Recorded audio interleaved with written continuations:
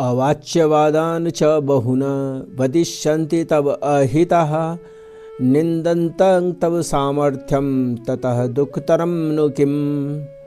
इस श्लोक में श्री कृष्ण अर्जुन के स्वाभिमान को झकझोर कर कहते हैं कि तुम्हारे शत्रु ऐसे अपशब्दों का प्रयोग करेंगे जिन्हें सुना भी नहीं जा सकता।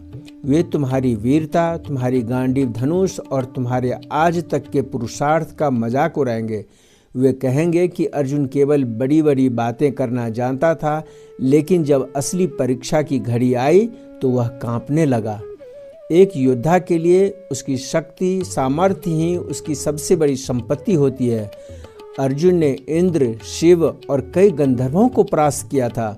श्री कृष्ण समझा रहे हैं कि युद्ध न करने पर लोग तुम्हारी उन विजयों को भी तुक्का या छलावा बताने लगेंगे।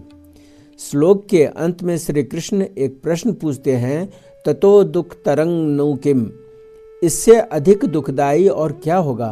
उनका तात्पर्य यह है कि रणभूमि में वीर गति पाना उतना दुखद नहीं है जितना शत्रुओं के उपहास और अपशब्दों को सुनकर अपमानित जीवन जीना।